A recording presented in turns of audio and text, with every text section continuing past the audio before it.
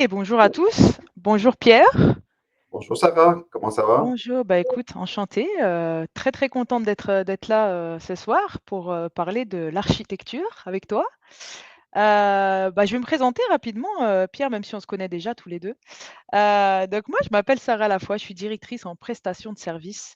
C'est un rôle que j'occupe, je suis au sein de CGI depuis maintenant 2 ans. Et puis avant ça, ben, j'ai un background, assez particulier parce que j'ai fait un petit peu tous les rôles, de l'IT.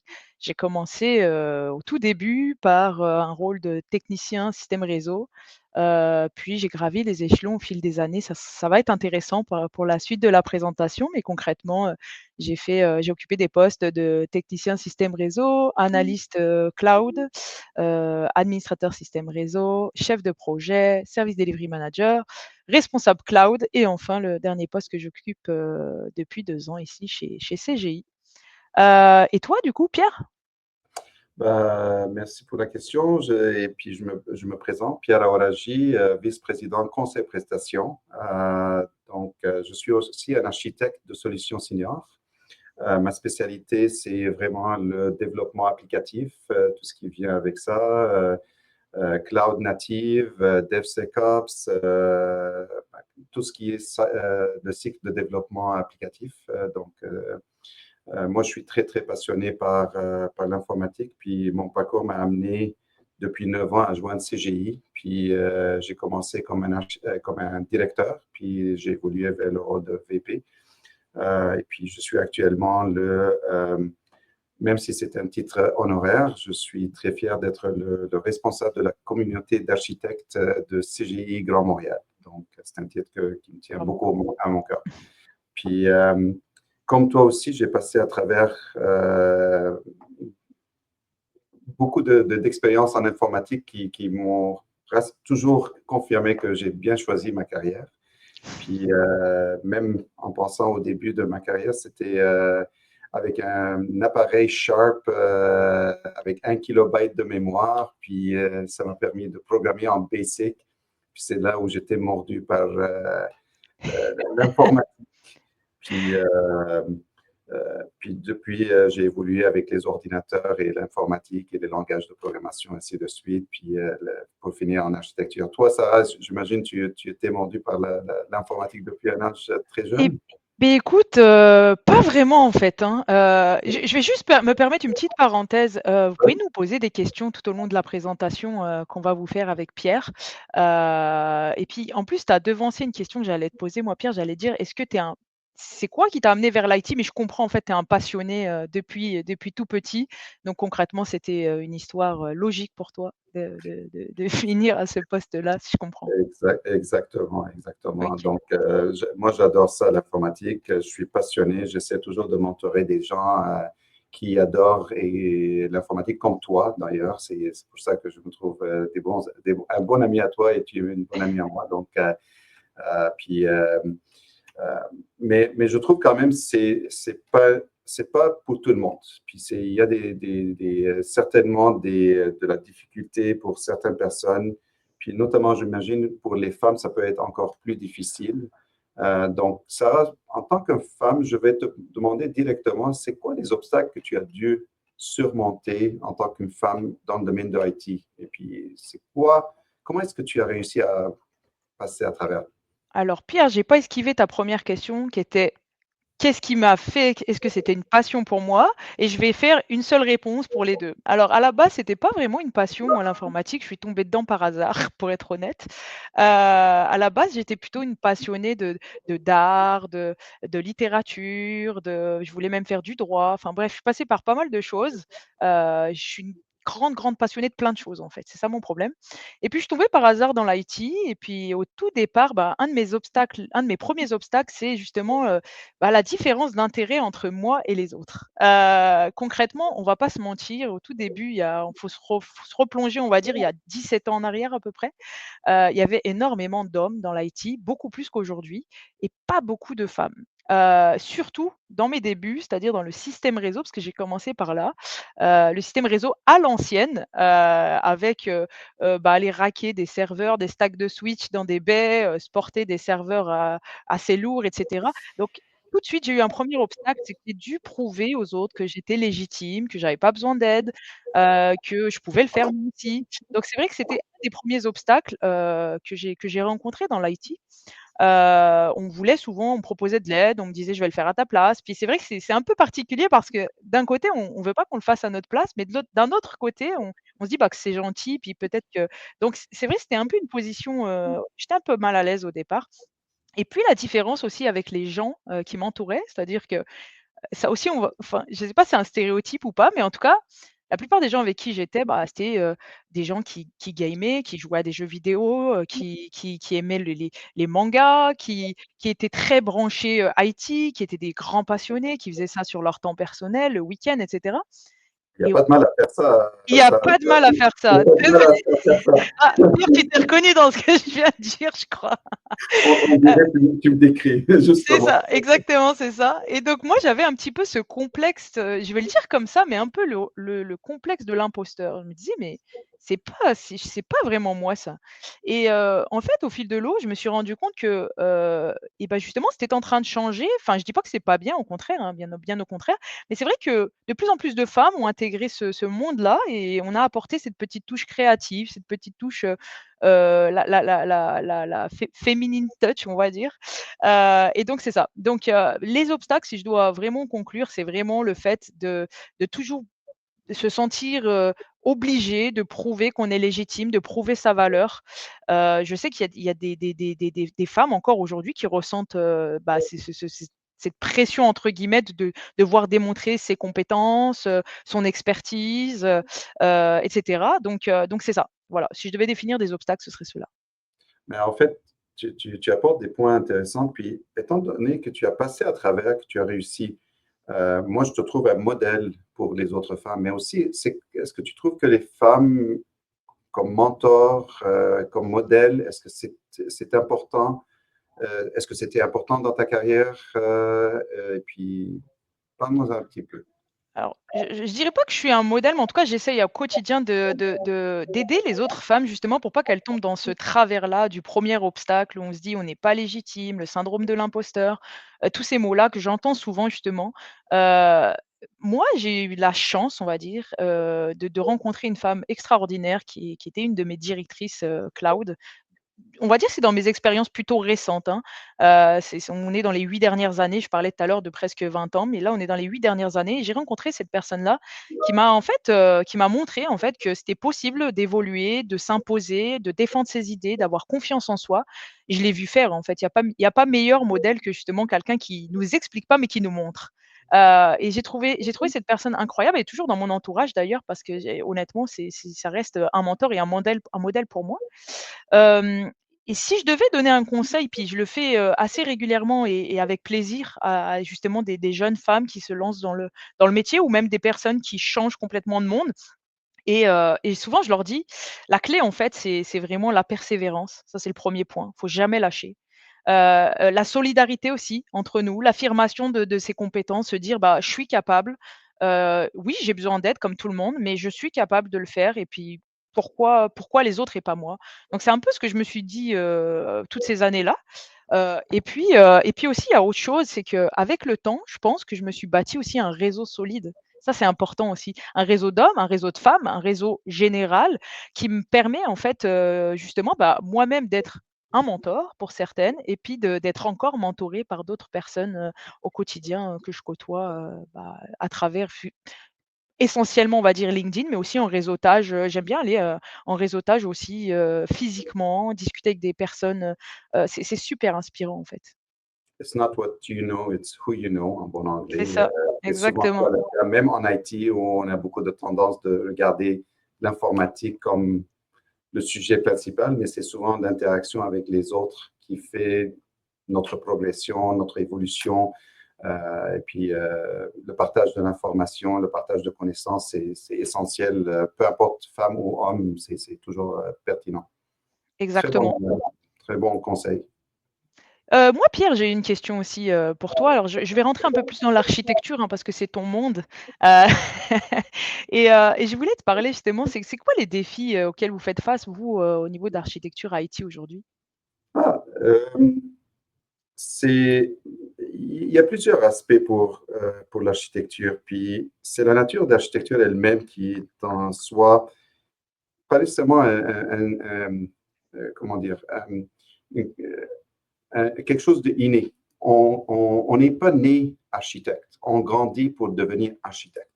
Je vais expliquer encore plus. Euh, il n'y a aucun client, il n'y a aucun projet qui va permettre à un architecte de nouveau, quelqu'un qui sort de l'école pour rentrer comme architecte. Pourquoi? Parce qu'il manque autant de l'expérience que les connaissances. Un architecte, pour moi, c'est nécessairement toutes les années d'expérience, les succès, autant que les échecs qu'on a vécus, qui font qu'on a des instincts matures, on a des façons de faire, on a été euh, euh, rodé par nos expériences. Mais de l'autre côté aussi, ce sont les connaissances. C'est bien d'avoir 30 ans d'expérience, mais si on n'a pas 30 ans de connaissances aussi, si on n'est pas à jour, si on ne sait pas qu'est-ce qui est possible, qu'est-ce qui est disponible dans le marché IT, les solutions. Là, actuellement, souvent, ça fait des années qu'on parle de cloud. Si on ne sait pas c'est quoi les offres cloud, la technologie qui bouge beaucoup, ben là, c'est certain qu'on n'est pas en mesure d'offrir des solutions. Un architecte est forcément quelqu'un qui va offrir des solutions. Donc, il faut connaître les solutions qu'on va offrir. Donc, c'est là aussi, ça vient d'un des défis modernes, si vous voulez, la technologie bouge à une vitesse incroyable. Si on regarde,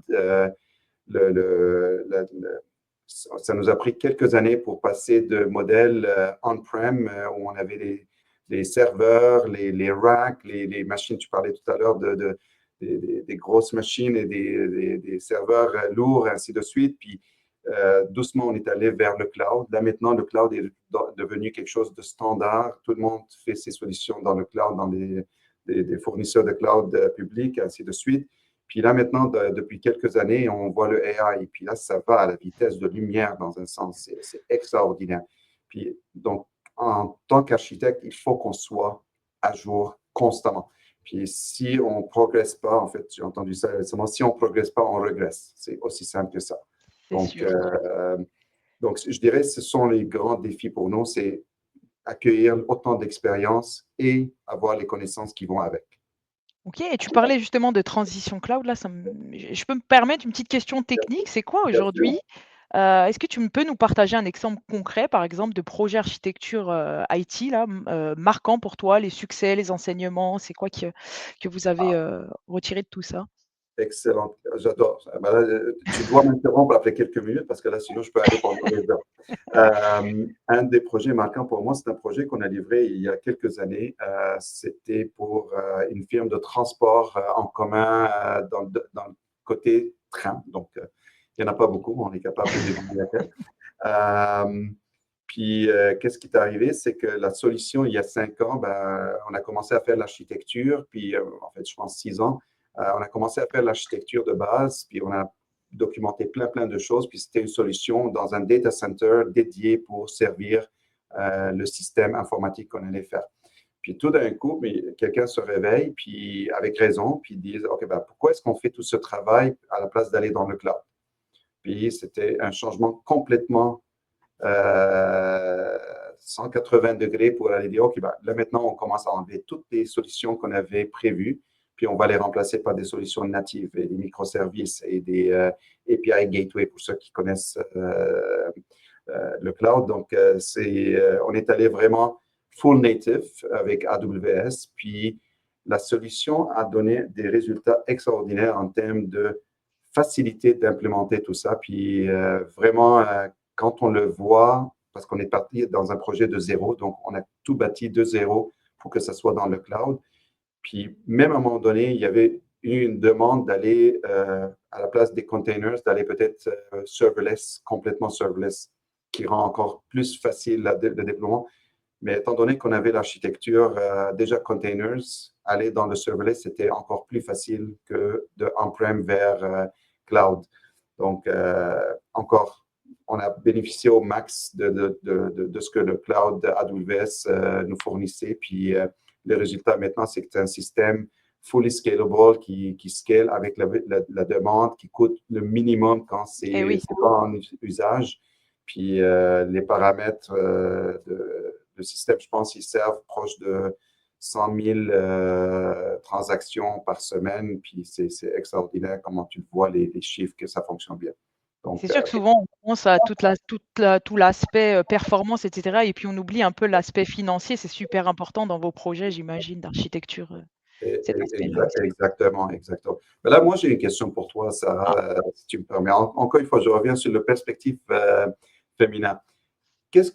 De ton point, c'est quoi qu'est-ce que la perspective féminine peut apporter à un projet ou des projets de conception, innovation, architecture? Donc, j'aime beaucoup cette question, Pierre, je vais te dire pourquoi. Parce que souvent, je m'interroge justement au sein de mes propres équipes, je me dis: «Il y a des rôles que je donne inconsciemment à certaines personnes», souvent des femmes, parce qu'on en a très peu, hein, dans l'IT, hein, je l'ai dit tout à l'heure, et je me dis: «Tiens, de la mettre dans ce projet-là, ça va peut-être apporter ce truc-là» et je me suis dit: «C'est quoi que ça apporte justement?» et honnêtement, j'ai 2 points clés, on va dire. Alors prends pas ça, c'est vraiment des généralités que je vais tirer là, mais honnêtement, en discutant avec d'autres collègues, puis en voyant moi-même mon vécu au day to day là, c'est vraiment ça qui ressort. C'est souvent, bah, je vais le dire comme ça, une approche collaborative.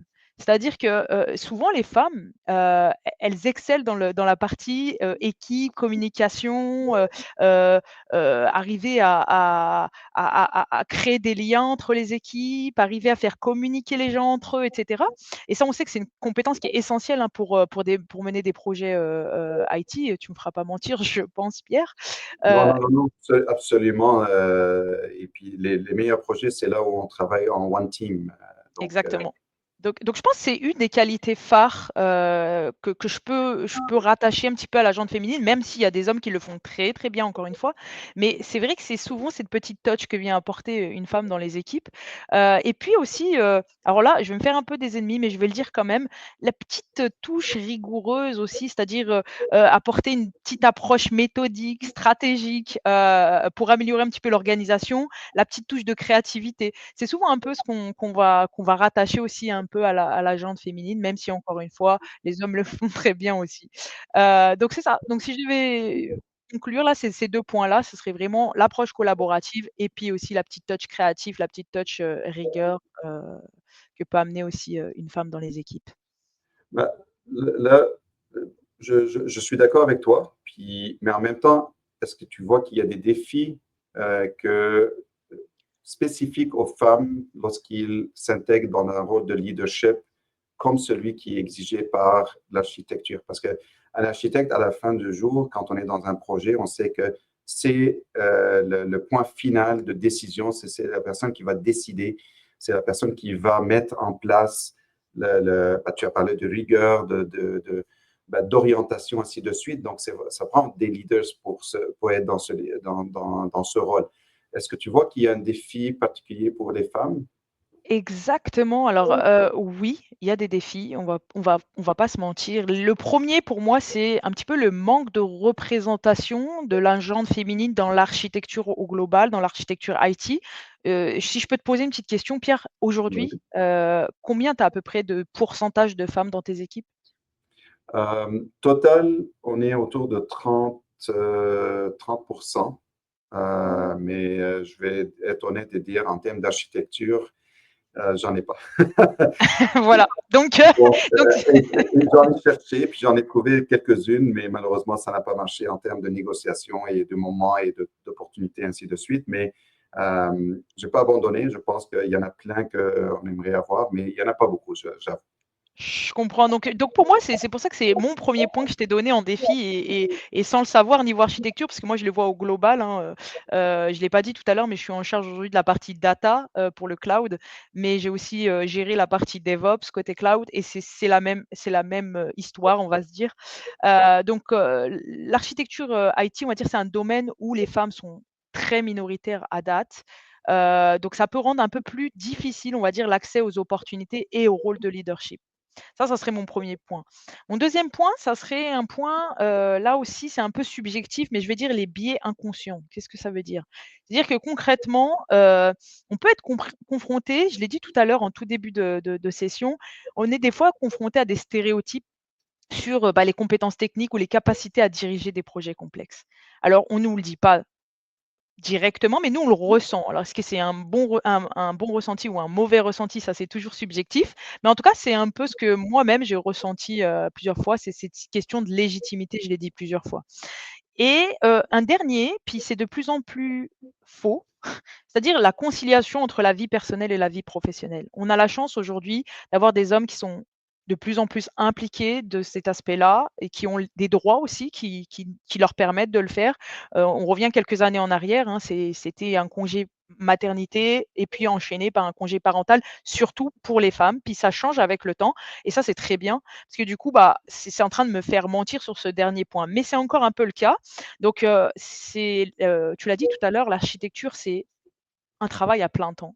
C'est-à-dire que au-delà des heures que tu vas faire au travail, il faut que tu te tiennes toujours up to date, toujours à jour sur, tu l'as dit tout à l'heure, les dernières versions et cetera et ça demande une implication personnelle qui est très importante. Et donc ça, souvent, ça peut être difficile de trouver un équilibre et tout à l'heure, je l'ai dit aussi en début de session, un peu à la rigolade en disant: «Moi, j'avais d'autres passions que de me monter, un lab, chez moi et cetera». Mais effectivement, c'est limite un prérequis aujourd'hui, j'imagine, Pierre, dans vos domaines. Et donc ça peut être un point un petit peu compliqué pour les femmes, dans la vie de tous les jours. Si tu me permets, je vais donner une astuce parce que j'ai trouvé pour balancer un peu ma vie, parce que j'ai une famille et je sais de garder quand même une vie saine en général. Une astuce que je donne aux gens qui sont intéressés à rester un peu à jour, c'est l'heure de lunch. C'est un conseil personnel, libre aux gens de l'utiliser ou pas ou de ne pas l'aimer. Mais à l'heure de lunch, moi, pendant que je travaille, l'heure de lunch, ça m'appartient. Donc, souvent, j'ai mon plat à manger, je suis devant mon ordinateur et je fais la lecture, le visionnement des vidéos techniques, ainsi de suite. C'est l'heure où j'absorbe autant de nourriture que de l'information pour me garder à jour. Puis si on fait les calculs simples, 200 jours de travail par année, multiplié par une heure ou même une demi-heure, ça fait quand même beaucoup d'heures qu'on peut utiliser pour rester à jour. Donc, juste un petit indice ou une petite... Tips. puis, il y a une question dans le chat qui est venue en termes de certification à proposer. Moi, j'aime bien cette question parce que peut-être je vais l'adresser tout de suite si ça ne te dérange pas. Tu peux, Pierre. Justement, ce que je me fais, c'est je me dis, OK, je planifie ma carrière en termes de certification, puis à ce moment-là, j'utilise l'heure de lunch pour chaque jour pour essayer d'absorber l'information nécessaire pour pouvoir arriver à avoir les certifications à la fin. Particulièrement, je ne sais pas si tu es d'accord avec moi, mais souvent en termes d'architecture, on a besoin de légitimité, comme tu l'as dit. Puis donc, je cherche souvent des certifications qui ont le titre architecte dedans. Ça peut être un Cloud Architect Practitioner ou Certified Professional Architect. Le titre d'architecte dedans, ça donne une certaine légitimité d'architecture aux personnes qui l'ont fait, que ce soit femme ou homme, pareil. Puis dans ces cas-là, ça peut avoir une valeur d'investir pour avoir ce type de certification. Maintenant, est-ce qu'on dit mieux Azure versus AWS versus Google, etc.? Ça n'a pas d'importance. Ça se traduit facilement de un à l'autre. L'important, c'est d'avoir ces titres d'architecture dans les certifications. Puis après ça, oui, on peut avoir d'autres types de formations juste pour augmenter notre façon de faire. Il y en a quelques-uns qui sont bons sur Udemy que je peux recommander si les gens le veulent en termes de non-functional requirement, les requis non fonctionnels, comment écrire des documents d'architecture, ainsi de suite. Il y en a plusieurs qu'on peut regarder pour améliorer nos connaissances générales. Et ça me fait penser justement que côté CGI aussi, moi je l'ai découvert, hein, il y a 2 ans, hein. Comme je l'ai dit tout à l'heure, j'ai intégré CGI il y a 2 ans et ce que j'aime beaucoup chez CGI, c'est effectivement, tous les programmes autour de, la le la les certifications, les formations. On encourage les consultants toujours à se certifier, tu l'as dit, hein, pour être légitime auprès de nos clients et puis aussi, les clients, qu'est-ce qu'ils viennent chercher quand ils font appel à des consultants? C'est pas des gens gens, entre guillemets, je vais le dire comme ça, des gens moyens qui veulent intégrer dans leurs équipes. C'est des gens qui ont un level, une coche au-dessus pour justement aller aider à ajouter de la valeur. Et donc, ça, je sais que chez CGI, j'aime beaucoup le fameux complice du savoir. CGI a un programme qui s'appelle comme ça, le complice du savoir. Et CGI, en fait, octroie une prime, en fait, aux consultants qui, sur leur temps personnel, vont se certifier. Et je trouve ça vraiment top parce que, justement, on l'a dit tout à l'heure, on n'a pas toujours le temps de le faire. On le fait peut-être sur le temps du lunch, et cetera, mais c'est quand même du temps «à nous» entre guillemets. Et Bah, c'est c'est le temps. CGI, Exact. c'est exactement ça. Et CGI, ben, en a conscience et puis est prêt à investir là-dessus parce que derrière, on va pouvoir vendre ça aussi à nos clients. Donc, 100%. c'est très intéressant. Et puis à côté de ça, il y a un programme aussi que j'adore aussi, que j'avais déjà vu dans mes anciennes vies, mais qui est très présent aussi chez CGI, c'est le programme de mentoring. Ça aussi, c'est top, c'est assez bien cadré, puis ça permet d'avoir des mentors au sein même de CGI, puis d'être accompagné dans son quotidien, pouvoir le questionner quand on a envie. Et ça, je sais pas si tu l'as déjà utilisé ce programme-là, Pierre, toi? Oui, oui, oui. Et puis, je vais juste aller au-delà de juste le programme. À CGI, on est proche de 1500 architectes mondialement. Puis, même ici à Montréal, on est nombreux dans notre communauté. Puis, c'est une communauté qui se rencontre, puis qui se partage beaucoup d'informations. Puis, on a des formations aussi, même pour de la montée de compétences en architecture, donc des introductions. Et puis, ça te permet d'avoir aussi ton réseau, ainsi de suite. Donc, on a beaucoup de support pour les gens qui sont intéressés par l'architecture, autant des seniors que des gens qui veulent rentrer dedans aussi, donc à tous les niveaux. Puis, CGI offre beaucoup de support. Tu as parlé de complices de savoir. On paye aussi pour les certifications. Et Exactement. les de certification, on a des ententes aussi avec des fournisseurs, des éditeurs de services qui vont venir nous donner des formations en groupe, live, pour accélérer l'adoption de leurs services, évidemment, mais nous, on en profite pour monter nos compétences, ainsi de suite. Donc, non, moi, je suis très, très content de ce qu'on peut offrir aux gens qui sont intéressés par l'architecture. Puis, on ne devrait pas hésiter, parce que souvent, on a ce sentiment que est-ce que je devrais peut-être me proposer, ou comment est-ce que je peux faire le premier pas, donc si on veut rentrer là-dedans. Donc, il faut simplement pas hésiter. Je pense Exactement. qu'il nous reste juste quelques minutes, C'est donc déjà la fin. déjà la fin. Déjà la fin. Puis, de mon point de vue, Sarah, je me suis très amusé à parler avec toi. Comme d'habitude, c'est toujours un plaisir. Puis, moi, ça fait, comme je dis, 9 ans que je suis avec CGI. Je suis très content. Puis, je sais qu'on s'amuse. Et c'est notre priorité en termes c'est dans notre DNA qu'on dit qu'on veut s'amuser, on veut avoir du plaisir dans notre travail, collaborer avec nos collègues. Donc, toujours un plaisir de collaborer avec toi. Je ne sais pas si Plaisir tu as quelques partagé. derniers mots à conclure notre présentation. Exactement. Et puis avant de conclure, pour tous ceux qui ont suivi cette session, je vous invite à aussi on peut aller t'interroger, Pierre, aussi, si on a des questions sur Bien LinkedIn sûr, ou bien oui? sûr, bien sûr, je suis toujours ouvert. Puis, il ne faut pas oublier aussi, on a un formulaire à la fin Très qui bien, va apparaître avec un QR code. On va laisser les gens, il va apparaître super. sur l'écran. Donc, assurez-vous de rentrer d'y rentrer. Mais je vais profiter de cette dernière minute, moi, pour faire, une petite conclusion, en tant que femme dans l'IT. Moi, je pense que être une femme dans l'IT, c'est pas une barrière, honnêtement, c'est une force et je le vois à tous les jours. C'est i De nombreuses femmes, dont moi-même, on surmonte des défis à tous les jours, c'est sûr, puis des hommes aussi d'ailleurs. Mais je pense que grâce à la persévérance, on a parlé du mentorat, on a parlé du réseautage et puis surtout à la mise en avant de nos compétences. C'est-à-dire, faut pas avoir peur d'être compétent. Je le dis toujours, faut pas avoir peur d'être compétent, et puis il faut avoir confiance en soi. Donc pour moi, la diversité en IT, c'est une richesse qui est essentielle. On l'a dit tout à l'heure, mettre peut-être une femme dans une équipe va apporter telle chose, mettre un homme dans une équipe va peut-être apporter autre chose. Donc c'est pour moi une richesse et chaque femme qui s'engage, là-dedans, dans l'IT, va contribuer à ouvrir la voie aux générations suivantes. Je le dis comme ça un peu comme si moi j'avais déjà, bref, je ne veux pas donner mon âge, mais je pense que déjà pour les nouvelles générations, j'essaye en tout cas de montrer la voie et de dire: «OK, je suis passée par là et honnêtement, c'est faisable». Donc c'est ça, donc je pense que c'est aussi pour ça que je suis là aujourd'hui avec vous. et je vais continuer à faire ce genre de session. Voilà. Donc merci en tout cas. Pour moi, c'était un plaisir de vous présenter un peu de notre côté d'architecture. Sarah, merci. Merci beaucoup.